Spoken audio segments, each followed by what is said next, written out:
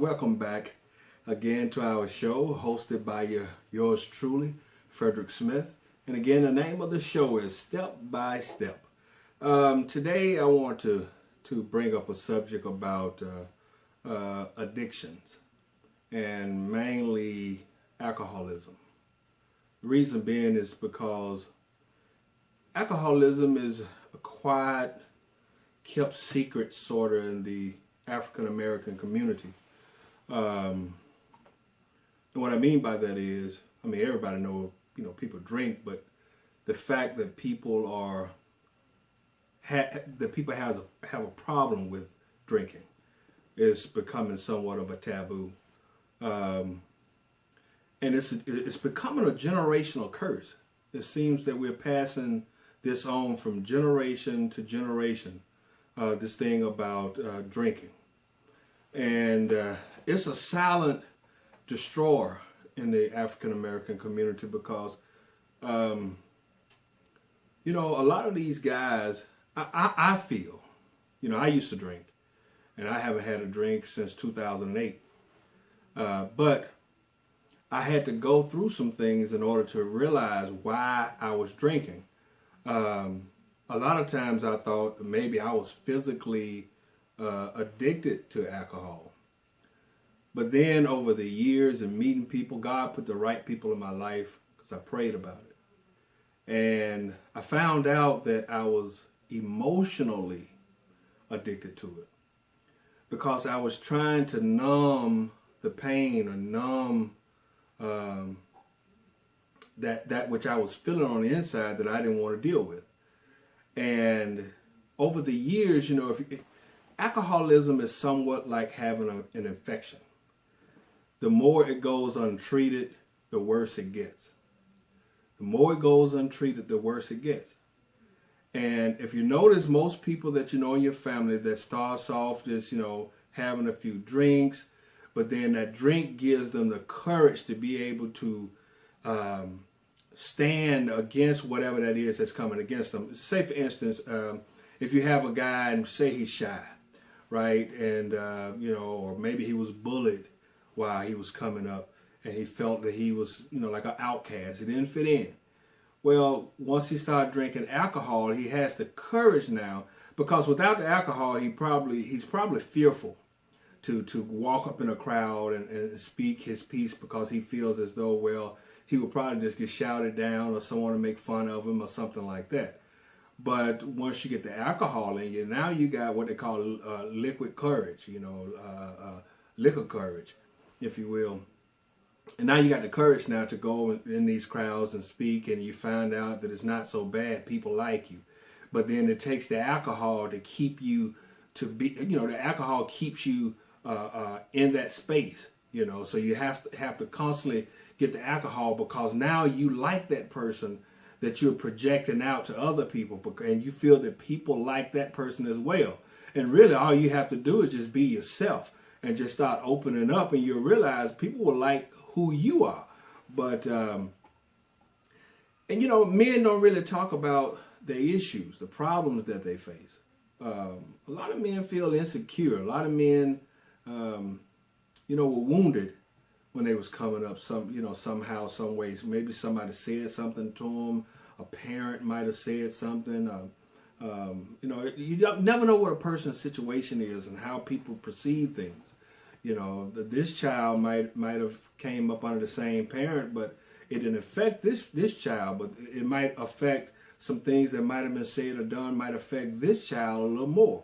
And but over the years, we've taught our kids, sort of that speaking about feelings is somewhat weak. If a black guy, I can understand why black guys don't go up in a crowd of friends and say, man, I got a problem. Because they're going to be looking at you like, man, nobody want to hear that mess. You know what I mean? We all got problems, so tell me something new. And we're shutting down our people, and they're not able to express themselves to be able to find an understanding, we sometimes trap men in a box to whereas they have no outlet. And sometimes they find their outlet in alcohol. if you notice, if you're around that family member that's constantly drinking, once they get drunk, they start to talk, but a lot of times we don't pay attention to what they're saying. We think that they're just mumbling. But a lot of times they actually be telling you what's going on with them. Pay attention. They actually, a lot of ladies, listen to me. When your husband come home drunk and you want to know why he's into this alcohol so much, when he starts sitting there and he going on them little rants and he just running his mouth, just sit there and really listen to what he's saying. That stuff that's in him is coming out. That's how he deals with it.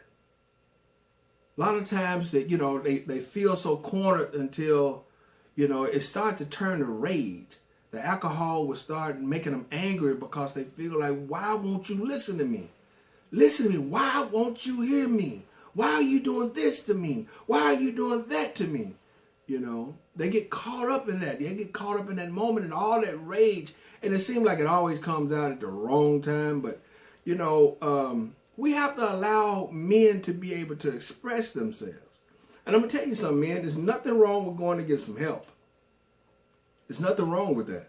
There's nothing weak or there's nothing saying that you can't handle yourself or you're not a real man. No, don't listen to those folks on the street corner because they're going to be on the street corner forever. Don't listen to those street corner psychologists. Go find you a real doctor and sit down and talk with them. And I have nothing against the pastors, don't get me wrong. Now, I'm a licensed ordained minister myself. But all pastors can't counsel. They really can't. You really need to let the Spirit lead you when it comes to dealing with a pastor as far as sitting down and talking with them. I mean, you really do. Because, just because a person was called to preach or called to pastor doesn't mean they was called to counsel. So just take that in mind when you decide to go to a pastor or. Now, there's nothing wrong with going to the church and, being able to express yourself. But as far as getting treatment, I don't think that would be a good place to go to a pastor. I mean, because, you need someone that's trained in that. If you just want to confess some stuff and just get some basic advice, about marriages and that kind of thing, pastor, spiritual guidance, there's nothing wrong with that. But when you get down into the cracks and crevices of things, you need to go and get someone that's trained and understand and knows how the chemicals in the brain changes and how the body adapts to alcohol and those type things. Now, don't get me wrong. I know it's a lot of other addictions that's hurting the African American community, but this is one that I believe that could be fixed real easily because it's a lot of men out there like I was that's emotionally addicted to alcohol. That when things are going good, they can go without alcohol for days. I mean, a person that's physically addicted to alcohol will go through withdrawals. But a person that's emotionally addicted to alcohol can go days without it, as long as everything is going good. But soon as within that mindset change, something might have happened at work or they might have heard something. Some people are fighting depression, anxiety, all these different things. And some people have mental disorders that they don't know anything about. Some people are bipolar. Some people have paranoid personalities.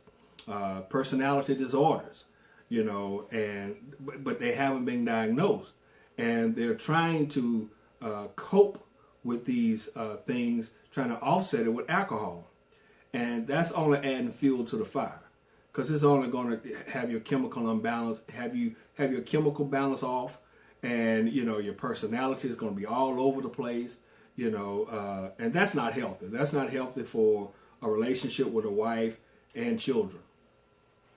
Now, you have to understand that alcoholism affects the whole entire structure of the family. You have to, men, I want you to put yourself in this situation. And this is not just for men that's married or this for the single men. Because if you're a single man and you have children, I want to say this to you. If you spend more money in the nightclub, if you spend more money with your friends on alcohol, or on marijuana or partying than you do on your children, then you have your priorities really messed up. You really do. I mean, you really have your priorities messed up, because your children should be the most important thing in your life. The most important objective in your life is to raise your kids and raise them properly. Now, I know ain't nobody perfect. You know, you might have made your mistakes. Your relationship with your kid's mother might not be that good. But as of right now, if you're listening to this, you need to change it. You need to change that. You really do. There's no way you should be out spending your money on other grown men, getting them drunk. You probably the one that's working, and you probably got 4 or 5 guys waiting for you to get off work so they can spend your check on them getting alcohol and marijuana or whatever, and your child is doing without. That's totally backwards. Your children should come first.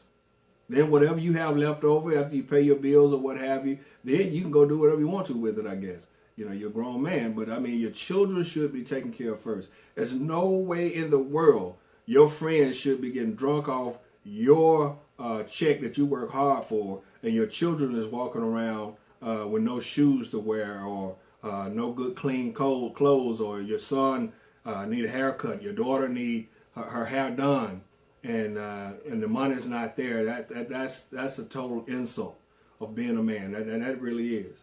So I want to encourage any of you out there today, if you have to think about it yourself. Should nobody have to walk up to you and point their finger in your face and say you should do better by your kids. If you know you're spending more money in the streets than you're spending on your children, then you need to change that, and you need to change that now. That needs to change.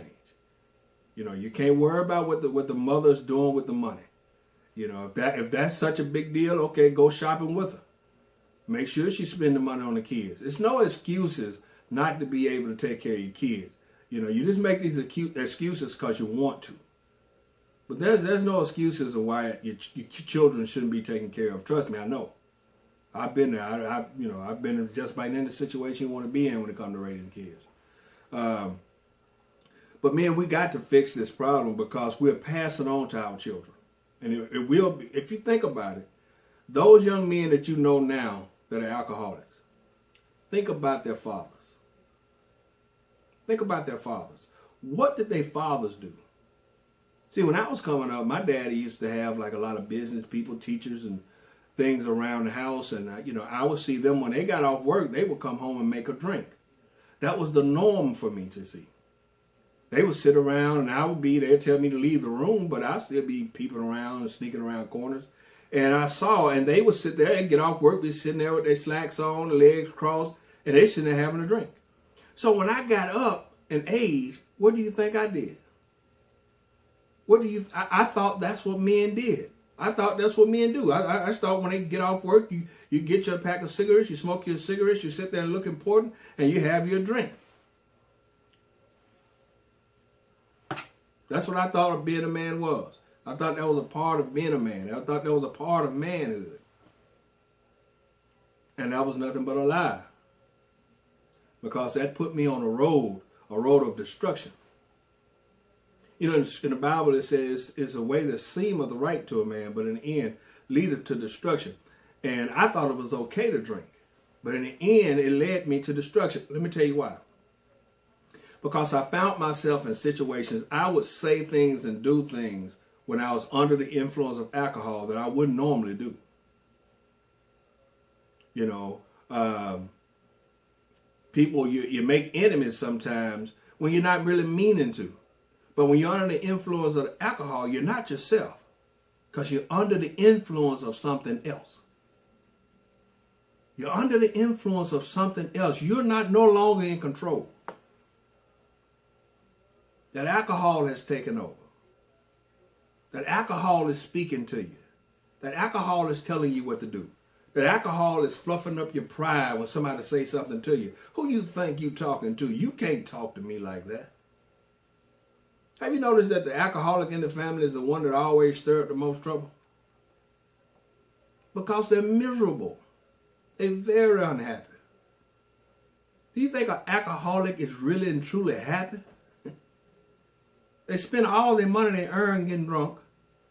Then they have to deal with the drunk the next day because they got to face the people that they done cursed out. They got to think about all the money they done threw away at the club. They can't remember half of the stuff they did the day before. Their wives are getting tired of it. Their kids are getting tired of it. Quite frankly, I think the alcoholic is tired of it.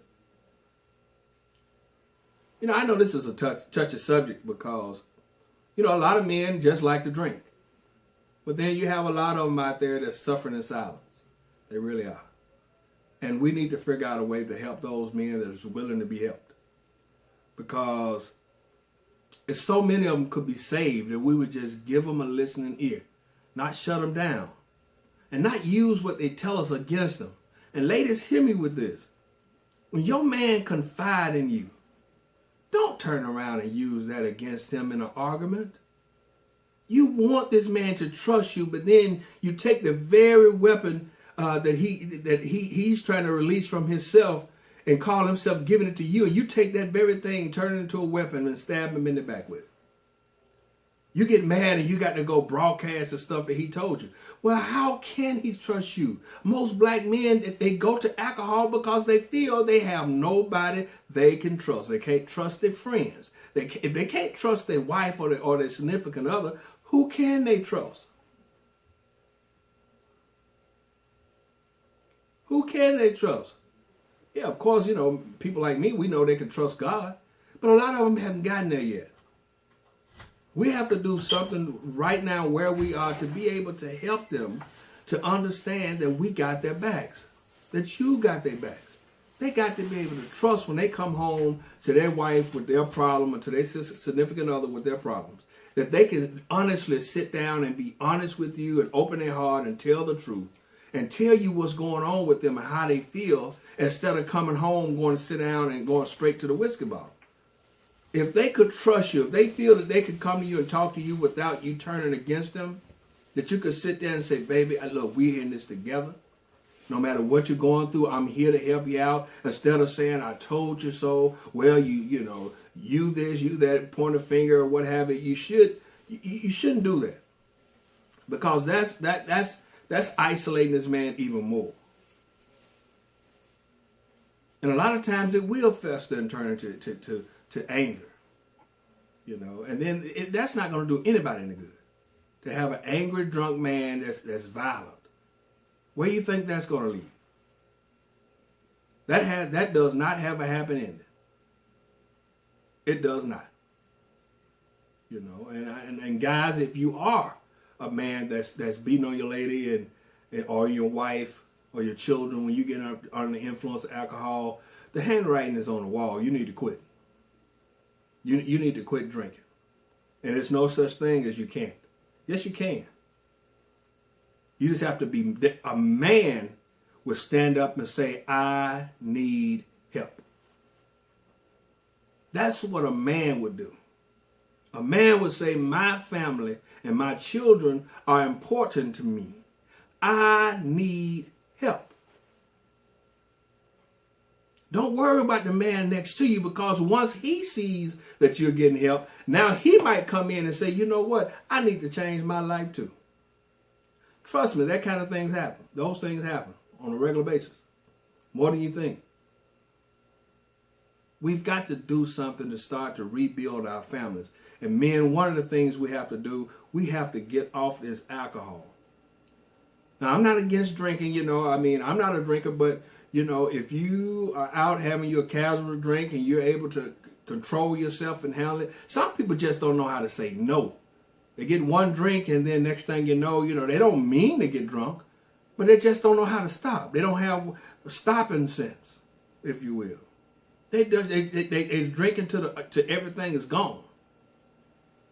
That's a person with a problem. And ladies, you got to stop being an enabler. You have to keep constantly telling them, look, and you don't have to tell them yelling and screaming and hollering and pointing fingers and throwing stuff. Don't do it that way. Do it in a loving, caring way. Do it as if you're really trying to help him.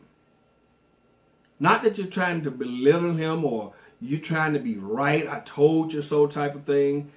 Tell him he needs help in a loving way. Do your research on alcoholism and what it does to the body. Cirrhosis of the liver, congestive heart failure, and so many other things.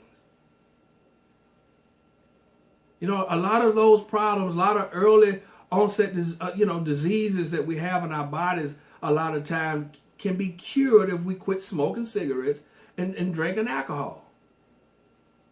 One of the things that's killing black men left and right is high blood pressure and heart disease. Why? They smoking cigarettes. I used to smoke. By the grace of God, I was able to quit. I'm going to end it here. I think I'm going to bring it to a close. But if anybody got any suggestions or any ideas or any responses about this topic tonight, feel free to leave it. Right there, you can see it on the screen. There is you can subscribe down at the bottom. If it's on Facebook, you can also respond there. But I want you to subscribe. Make sure at the bottom down there on YouTube, you subscribe and give me a thumbs up on the video. But we also have an email address. It's stepbystepq1@gmail.com. It's stepbystep, the letter Q1@gmail.com. Feel free to send in any kind of correspondence you want. If you have any questions, if you want to just say good job, feel free to leave it at the bottom. And make sure you subscribe and give me a thumbs up. Or if you're on Facebook, please share. And somebody out there might need to hear this. You never know. This might spark. Listen, let me say this before I go. If I can help one person, this will be worth it. Because maybe I'll only help that one. But that one might help 5,000. So it can make a difference in other people's lives. All we got to do is have the faith and step out there. So I ask you to share this, tell people about me, have people to come on and subscribe. And God bless you, and we'll see you the next time. Step by step.